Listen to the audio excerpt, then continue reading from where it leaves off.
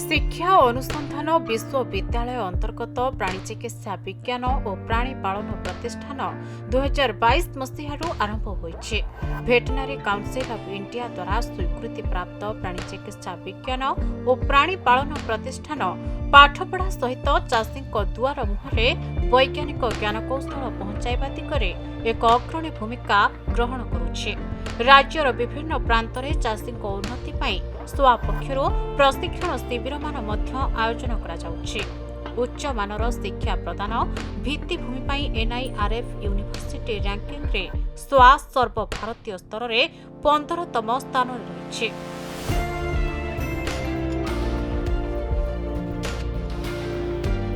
नमस्कार, मु professor doctor Sushant Kumar Das आमर institute of veterinary science and annual husbandry शिक्षा अनुसंधान डीम्ड यूनिवर्सिटी रो अध्यक्ष।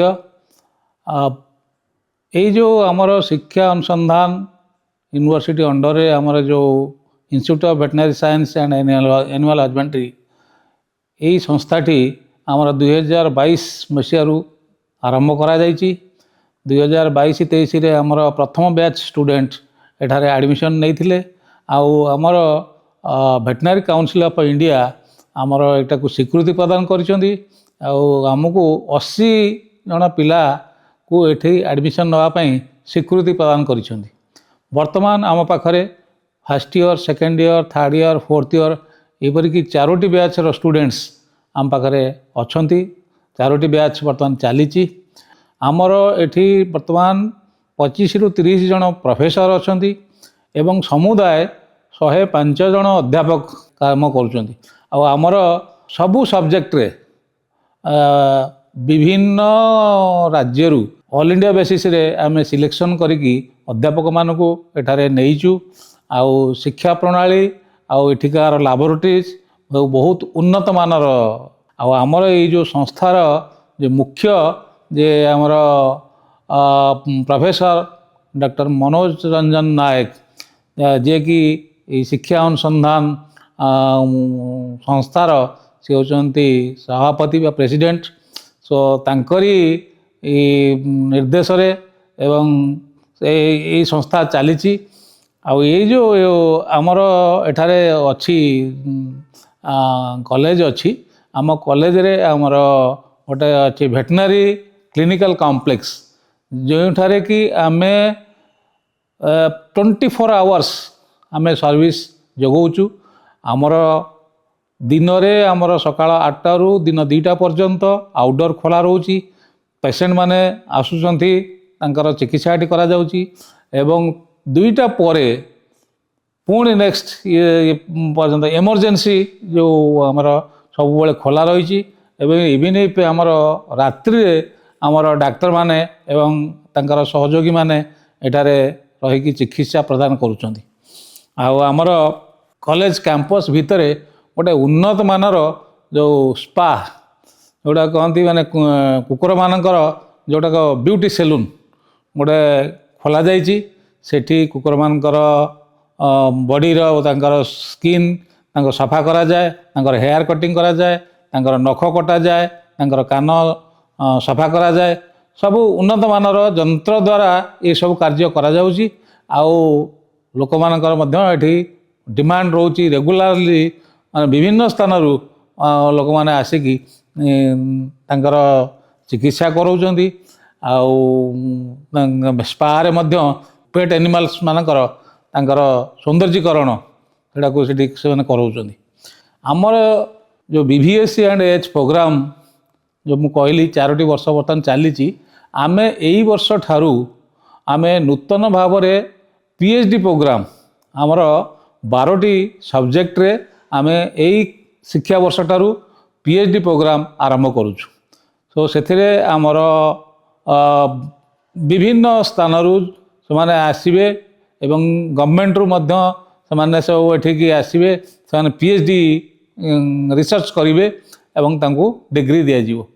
सो मास्टर डिग्री प्रोग्रामटा आमर आईसीआर रिकमेंडेशन दरकार। सेतिपई आउ टिके समय लागिवो। आउ वर्षे कि 2 वर्ष भितरे आमर मास्टर डिग्री प्रोग्राम मध्य ए संस्था रे खोली जीवो। ଆଉ ଆମର ଏଇ ଯେଉଁ ପିଲାମାନେ ଏଠି ପାଠ ପଢ଼ୁଛନ୍ତି ତାଙ୍କ ପାଇଁ ସମସ୍ତ ପ୍ରକାର ସୁବିଧା ଏଠି ଦିଆଯାଇଛି।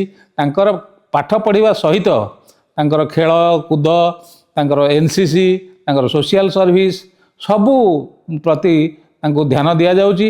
ଆଉ ଆମର ଏଠିକାର ପିଲାମାନେ ଏନସିସିରେ ସେମାନେ ମଧ୍ୟ ଘୋଡ଼ା ଚଢ଼ିବାର ସୁବିଧା ପାଉଛନ୍ତି।